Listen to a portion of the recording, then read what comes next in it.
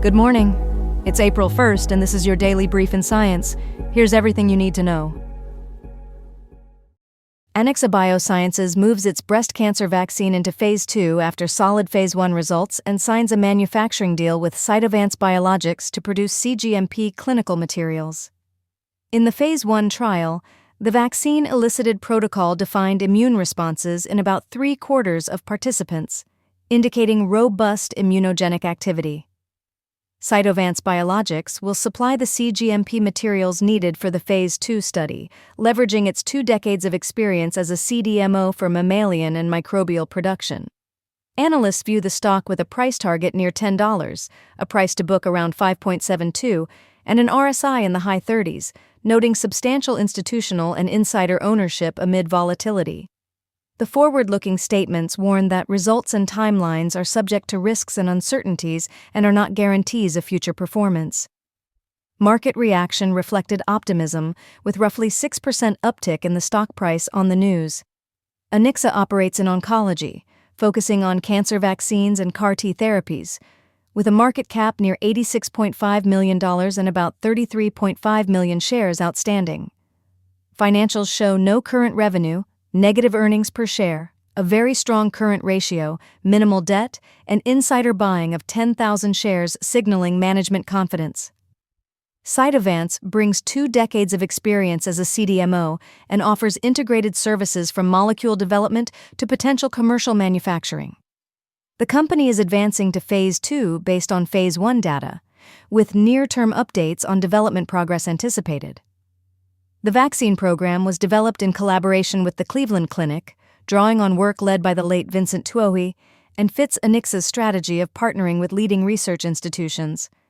The press release outlines Anixa's broader vaccine portfolio, ongoing collaborations with Cleveland Clinic and Moffitt Cancer Center, and includes standard forward-looking disclosures.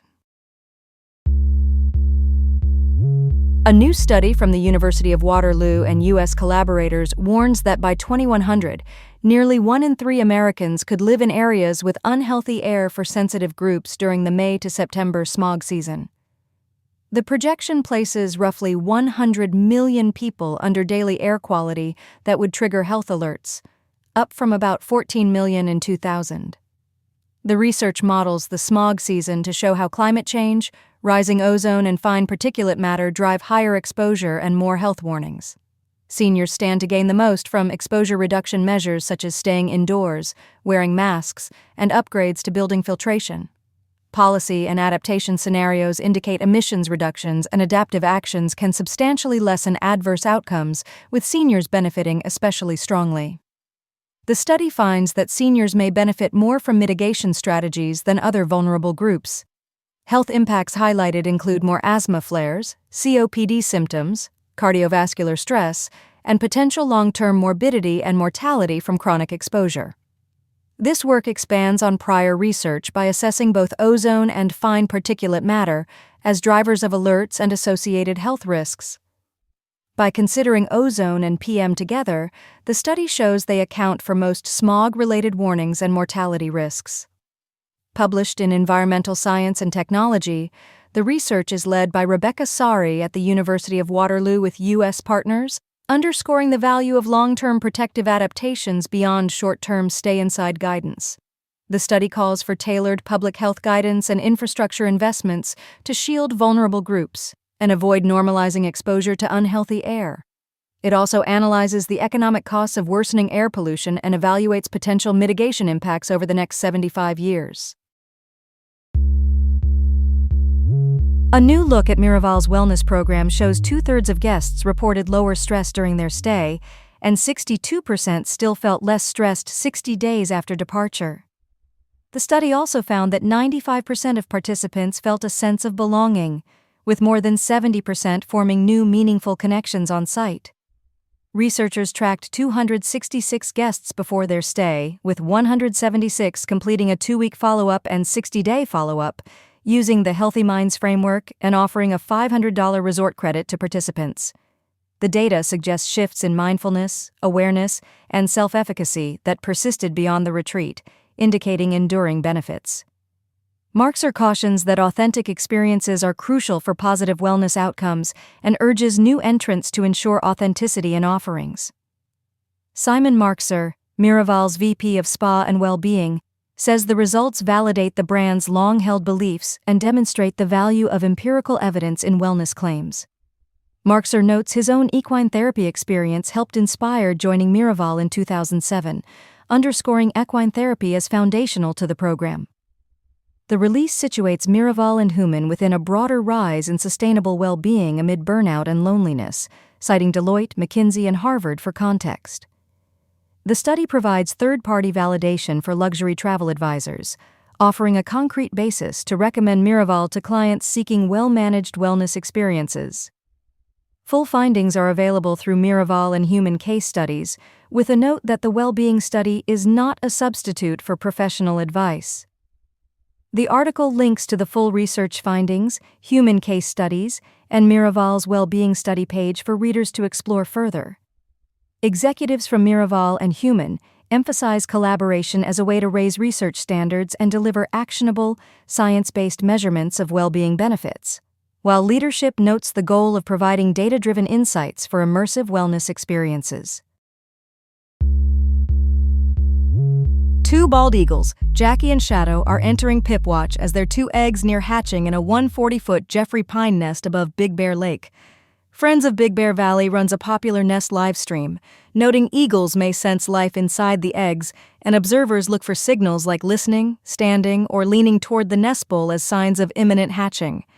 The nest draws about 20,000 online viewers during Pipwatch, with fans awaiting signs of hatching in this year's incubation.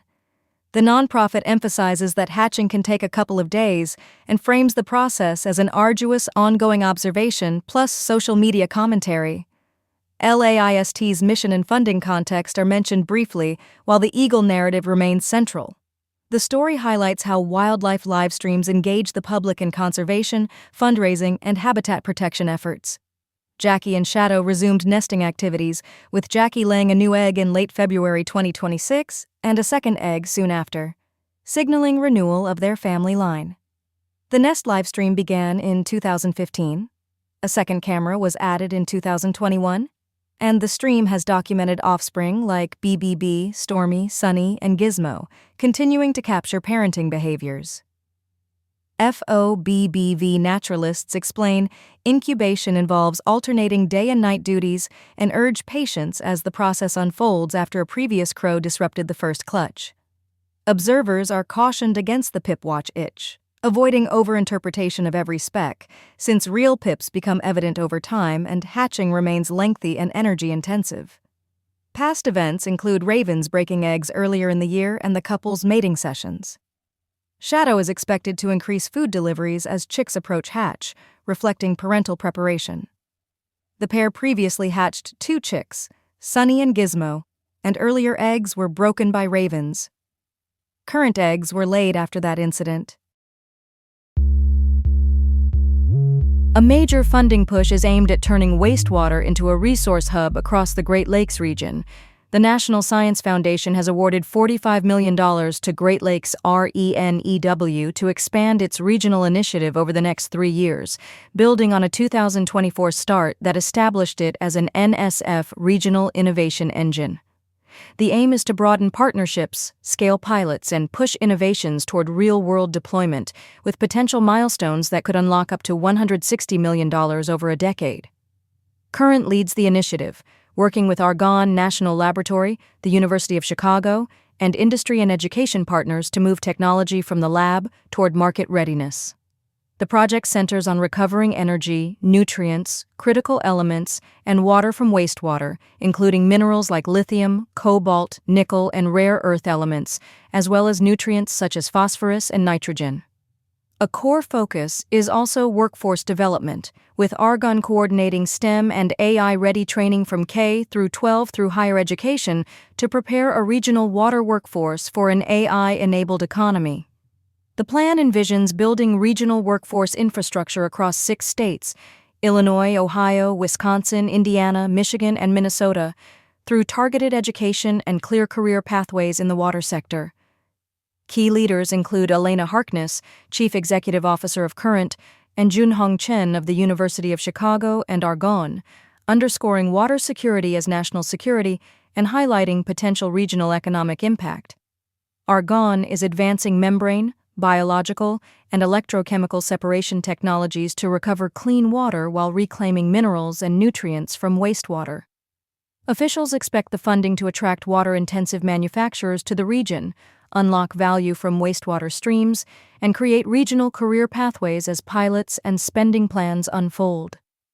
RENEW is framed as a national strategy to build durable, regional innovation engines that support local economies, water security, and resilient supply chains, with phase expansion to Illinois, Ohio, and Wisconsin now, and growth into Indiana, Michigan, and Minnesota in the next stage.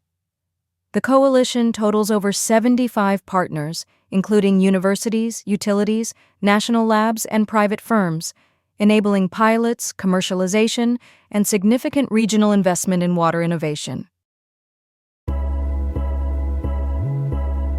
This has been your daily brief in science. To read more about these stories, follow the links in the episode bio. You can also subscribe to these updates via email at www.brief.news.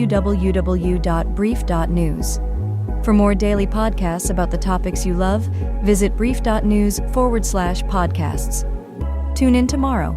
We'll be back with everything you need to know.